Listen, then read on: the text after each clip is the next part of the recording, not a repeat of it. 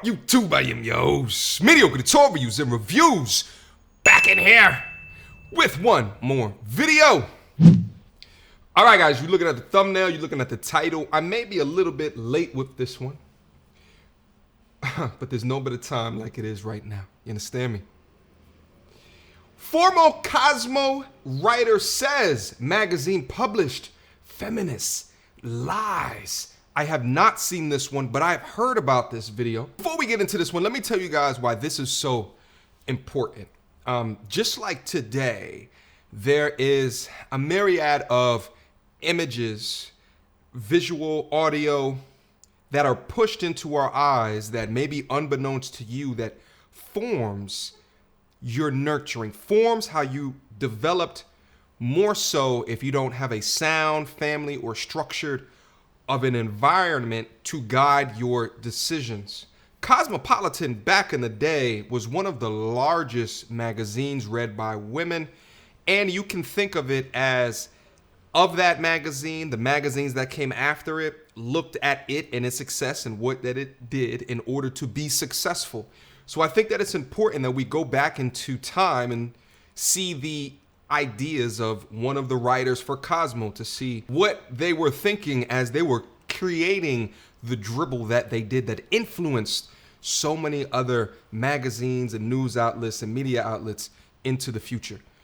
Without further ado, how do we get to the point where so many young women today think to be free is to go to college, get a great degree, have a fantastic job, and be as sexually free as possible? How did those get joined together?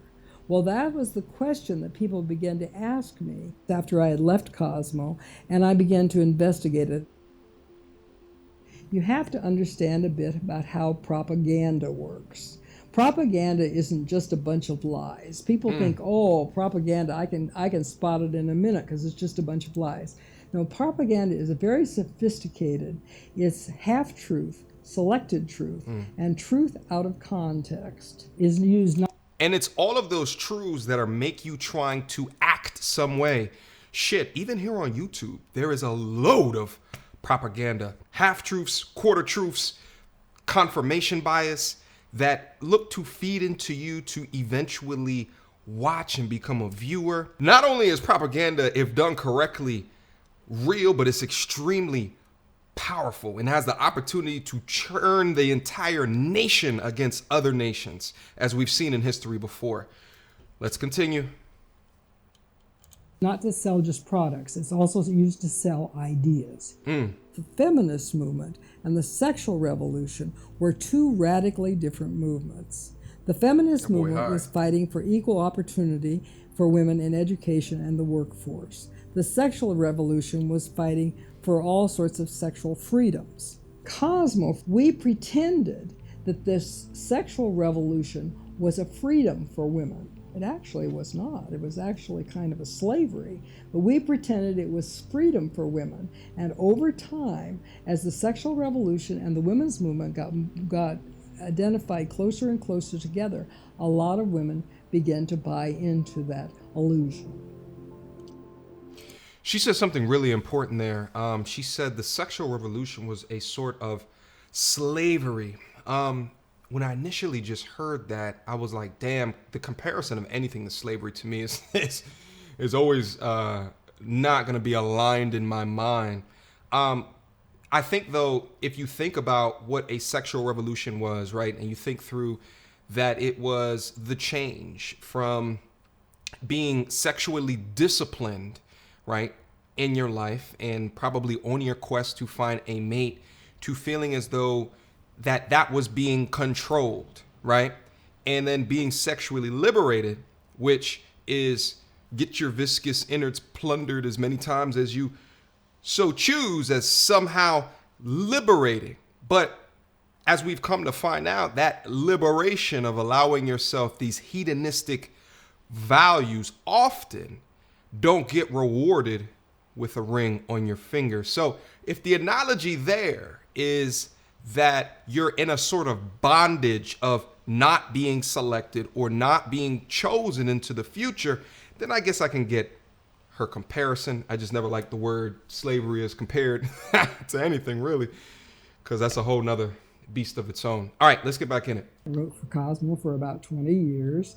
I came out of J School, University of Missouri School of Journalism. I was trained very well to be a good reporter, and then I immediately fell from grace and started writing lies for Cosmopolitan magazine. I was fascinated with Cosmo, and I was fascinated with glamour and sophistication, and I always Hold up!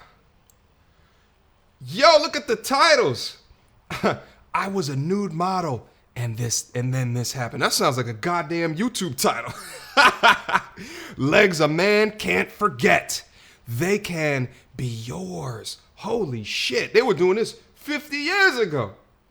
50 years, more than that. And they still doing it today. Shit, we still do it today as content. These are some fantastic titles. I gotta steal some of these shits.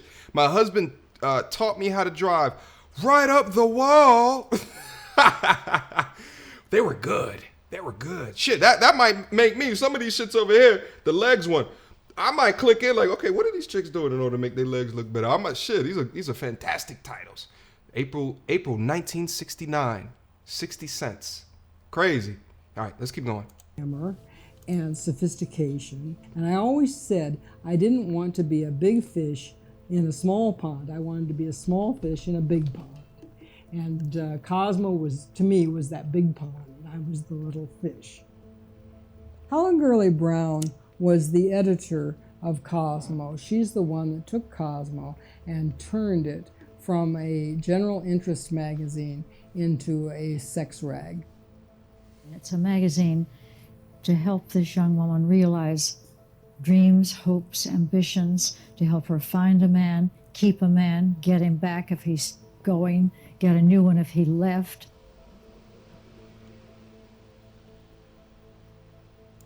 Just real quick, she's brilliant. She's brilliant. I mean, guys, think about it. Think of your favorite content creators that maybe you don't agree with. I'm not gonna go into any names right now. That's what we usually do.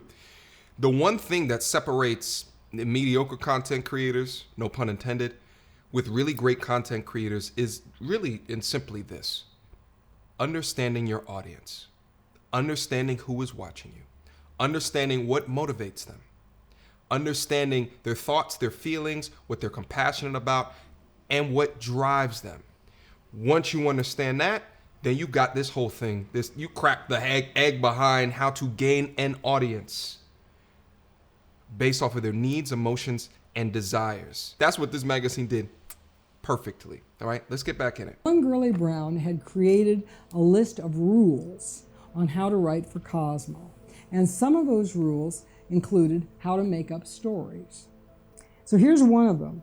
Unless you are a recognized authority on the subject, profound statements must be attributed to somebody appropriate, even if the writer has to invent the authority. Here's another one.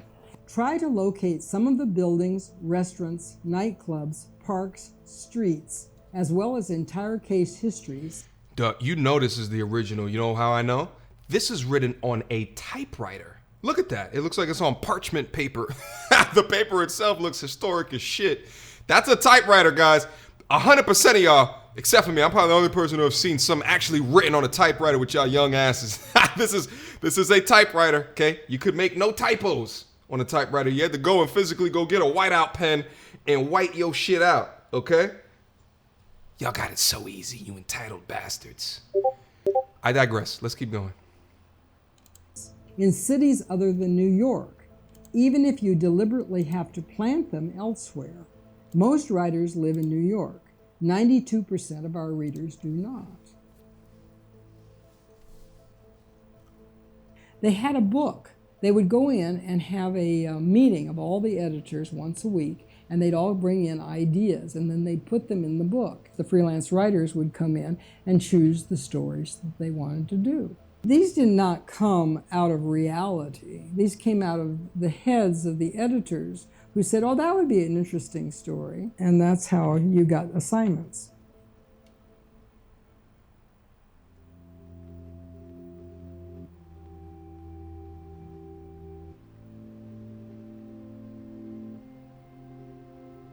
I had married my husband in college, and right after college, we went to Los Angeles, and I worked for a newspaper out there. Almost immediately after I got this job, I ended up pregnant. See, I was very delighted with it. The newspaper was not so delighted with it, and at that time, you were fired for being pregnant. And they told me I could only work 5 months into my pregnancy, and then I had to quit. That did turn me into a feminist. Then I found... Hold up. Let's talk about that. You know, because we talk through, you know, people who are feminists today, and I think like a lot of the arguments or the ideals of what created the feminism movement have been lost, okay? You fire someone today because they're pregnant, and that organization is going to get burned to the proverbial ground. You understand what I'm saying? But think about it. Think about working somewhere and then something happens to you and they fire you because you can't change because you got pregnant. Shit, it might cause you to join that movement as well. Okay? But these things don't exist like they did today. So I understand to a degree of them getting in it back then, right? But when it comes to what it is today, to standing and upholding the things that they fought for back then, I get it. But the majority, as what I've seen, if I've talked to and brought through on this channel, we've done reaction on it before, have none of these ideals in mind. It's more about overpowering men and emasculating men in their place in society, and really has nothing to do with the equality of opportunities. Let's keep going. Found out, of course, there were other things that women were being discriminated against in those days. Now, this was 1969. A married woman could not apply for credit in her own name. There were help wanted ads, help wanted male and help wanted female.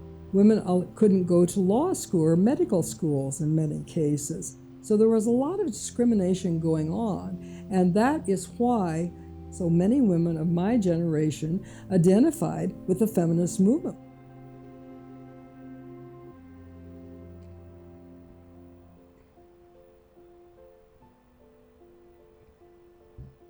Betty Friedan, she and a number of women had gotten together and started the National Organization for Women. Again, they were fighting for equal opportunity for women in education and the workforce. It's very well documented that the abortion movement was originally a man's movement, an upper middle class white man's movement.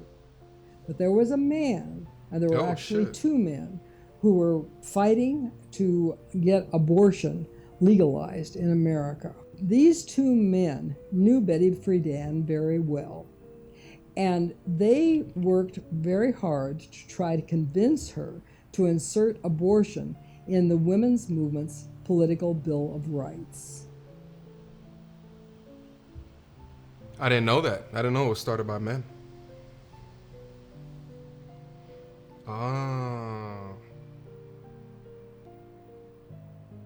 Wow. The media were not in that room that night. That was a closed-door meeting. Then Betty Friedan, the next Monday, she has a press conference, and she tells them that she's speaking for all American women everywhere. And the Washington Post bought it. They headlined the abortion vote. They said essentially, all women want this. Wow. And that is how propaganda works. All right, guys, I'm gonna pause the video right here. I'm a little over 50% of the video. I'm gonna leave a link to the video down in the description box down below.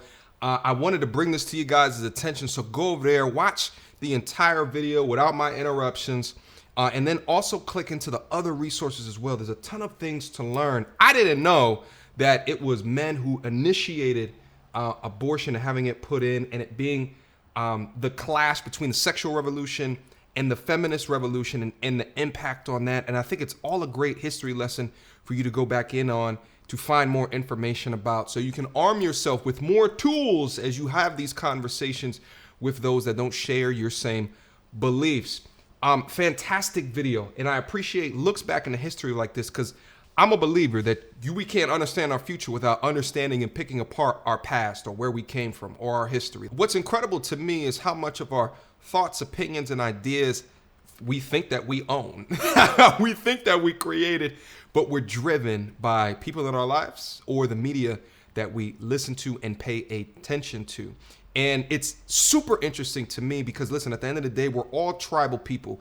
We want to align to something, whether it's you aligning to a sports team or you aligning to the block or the city that you grew up in, or it's aligning to some propaganda-filled ideas such as a women's liberation movement or what have you. For better, for worse, for good or for bad, we all like to align ourselves to things unless we're just a stone cold loner. Shit, there's probably behaviors and shit that I picked up in my 2nd grade elementary class from some boy who used to sit right next to me, and it's a part of my temperament today. That's how far that our nurture goes back. So just keep in mind of anything that you choose to believe into, always pressure test the ideas and shit. I say this all the time on the channel. Don't just watch my channel. Watch the multitude of channels in and around this space and then flip that on its head and go to the other side of YouTube and watch those channels as well and see the content over there.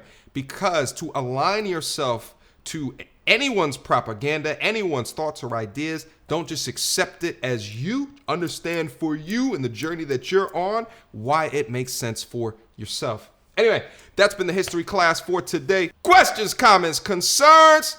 Y'all already know what to do. Mediocre tutorials and reviews at gmail.com. Feel free to hit me up. Got a Patreon as well. The movement is building. We over 500 strong. You understand me? Link down in the description box down below. Click on that. See all the benefits that are in store. All right? Until next time, YouTube. Peace!